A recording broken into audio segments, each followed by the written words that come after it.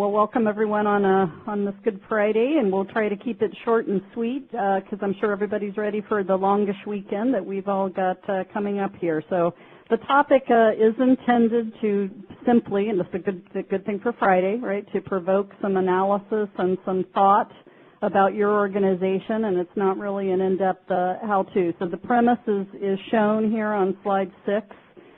Basically, that many organizations are thinking about or have put their toe in the water on Agile development, and the questions that I really want to get you thinking about are whether there are some predictors that are not really about the Agile method so much, but more about your organizations. Are there some predictors that would help you determine whether the efforts that you're going to undertake in the Agile space are going to be successful? And is there any way that you can really tell, based on your organization's current state and some history, whether you are really ready and whether the transition is going to be successful or not? So that said, let's jump into it.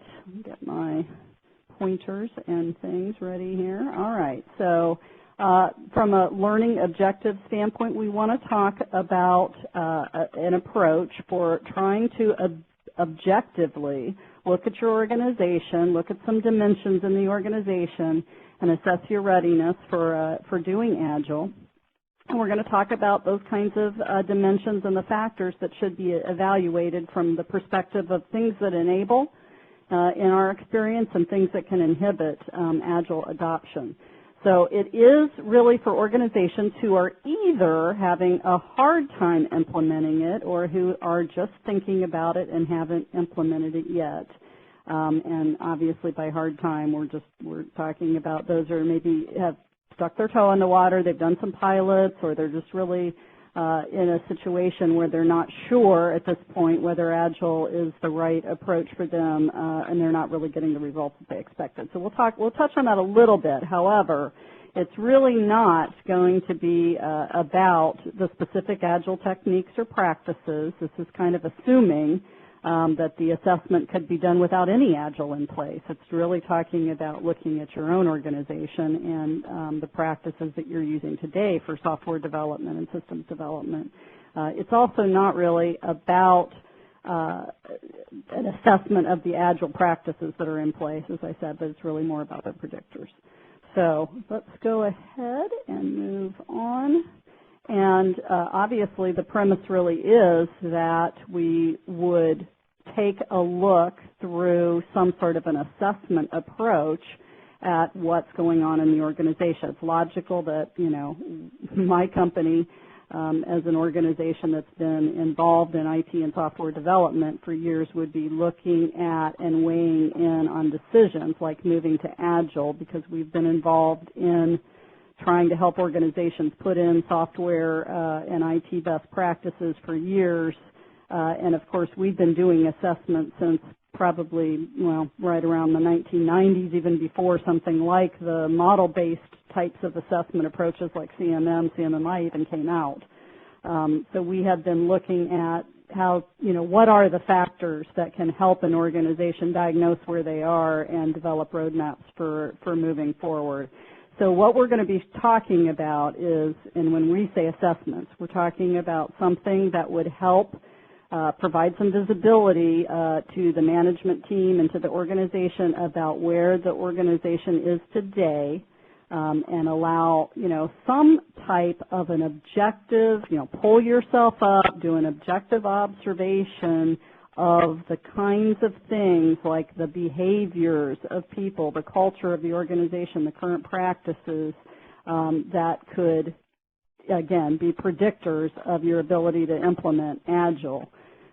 It's really talking about collecting information, right, that is making some things visible and more tangible, because, it's probably things aren't clear to most people in the organization when you're in the thick of things, what really the organization looks like from an objective external perspective. And so we're not saying that you need to bring in an external organization to do this kind of assessment. You could probably do it yourself, but there are some dangers around that certainly one issue with performing any kind of an assessment that I have found when you do involve people from inside the organization is trying to separate the intentions that you hope, the things that you hope to do from the reality. And of course there are all kinds of issues around, sensitive issues around assessing an organization, because the management team that's in the organization right now may have been the ones that are putting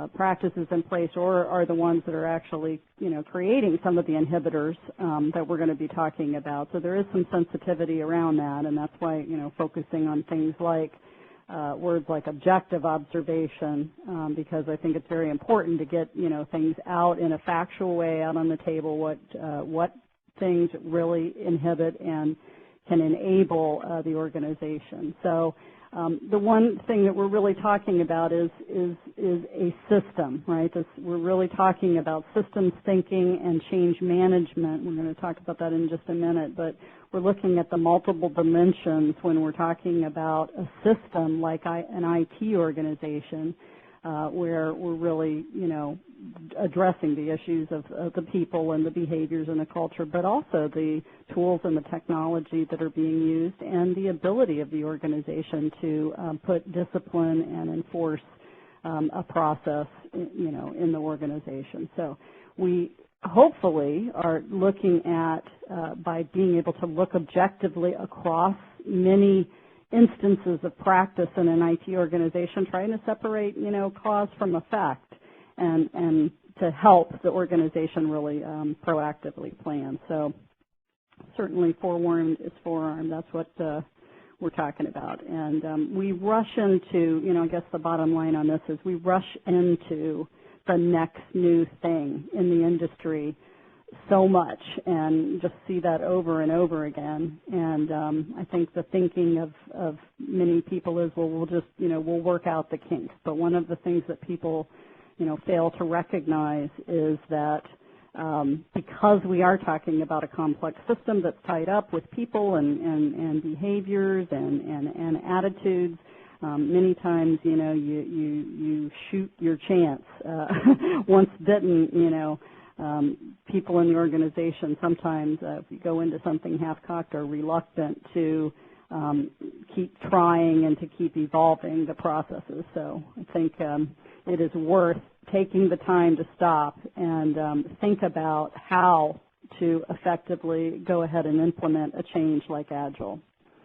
So that's what we're talking about. And of course, if you're going to assess something, the last thing you want to do is to make up the approach on the fly. So there are plenty of repeatable processes and people with experience for coming in and doing an assessment, and just showing, if you haven't been through something like this or you haven't done something like this yourself, certainly just the notion that you need to plan out what it is that you're going to look at, what the scope is, what the objectives are. The sampling, if you really are trying to get an objective look and create some visibility about where the organization really is today, you need to think about what really represents the sampling factors that you would want to look at. Are we looking at some fairly different types of projects that are going on in the IT organization, small projects, large projects, different domains which have a different business rhythm? So we need to, if we're really talking about it, and of course it's all driven by knowing what the scope and objectives of the possible, Agile target area are. But if you're looking at really going for an Agile implementation in a big way across the organization, as Agile maybe is going to become the standard practice, we need to really